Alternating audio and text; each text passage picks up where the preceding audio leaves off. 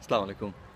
শাহাদাত কানামাসি। আপনাদের সামনে আবার এসেছি বাংলাদেশ সম্পর্কে, বাংলাদেশের যে আমাদের হাজার রকমের সমস্যা, তার পরবর্তী সমস্যা নিয়ে কথা বলার জন্যে।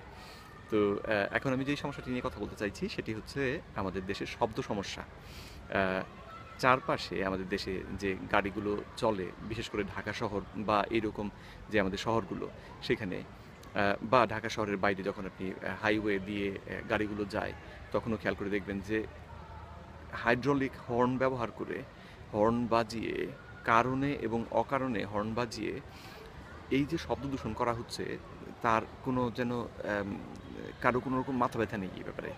অথচ এই শব্দ দূষণের কারণে কত লোকের কত রকম ক্ষতি যে হচ্ছে, আ সেই ব্যাপারটা সবাই জাস্ট কি বলবো যে ইগনোর করে যাচ্ছে।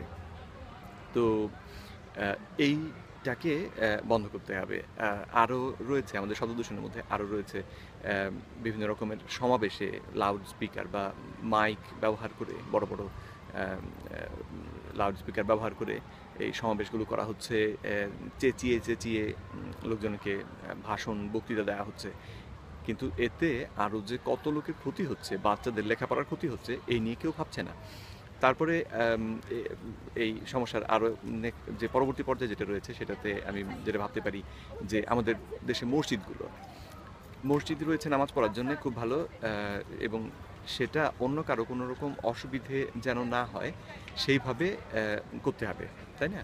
তো মসজিদে নামাজের জন্য আজান দেয়া হবে সেটা ঠিক আছে, মেনে নিলাম যে সব মসজিদ থেকেই লাউড স্পিকারে আজান দিয়ে সবাইকে জানানো হচ্ছে। যদিও নামাজ বা সঠিকভাবে ইসলাম ধর্ম পালন করার ক্ষেত্রে আমাদের অনেকেরই অনেক সীমাবদ্ধতা রয়েছে। কিন্তু আহ, মাইকে আজান দেওয়ার বিষয়টাতে যেন সবার আগ্রহ একেবারে কি বলে যে উপড়ে পড়ছে। তো সেটাকে বন্ধ করতে হবে আমার মনে হয়, যে মাইকে আজান দেয়া হোক, কিন্তু এরপরে বিভিন্ন রকম আলোচনা, ওয়াজ মাহফিল এই সমস্তগুলো করতে হবে মসজিদের প্রাঙ্গণের মধ্যে। মসজিদের বাইরে এটা করা চলবে না।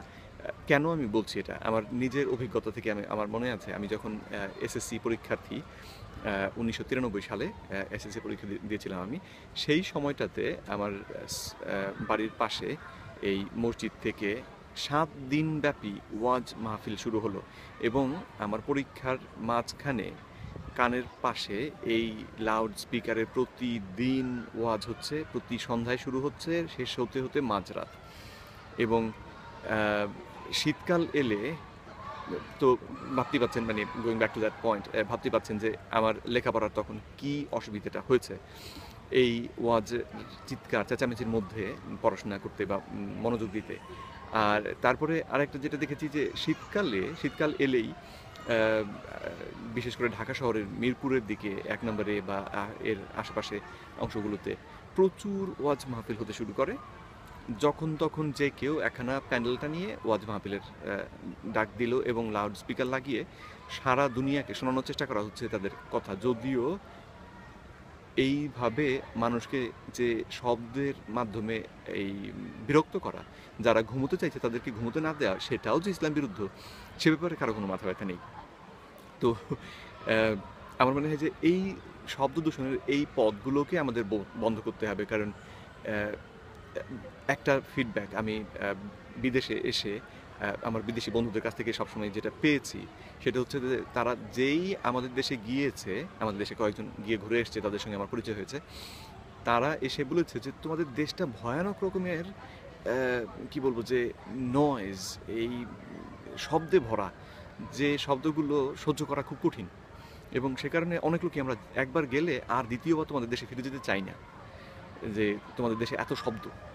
তো অবভিয়াসলি এই কথা থেকে প্রমাণিত হয় যে পৃথিবীর যে বিভিন্ন দেশ থেকে যারা পর্যটনের জন্য আমাদের দেশে আসতে চাইতো, তারা এই শব্দ দূষণের কারণে আমাদের দেশ থেকে দূরে থাকার চেষ্টা করছে, যেটা কিনা অর্থনৈতিকভাবে আমাদের যথেষ্ট ক্ষতি করছে।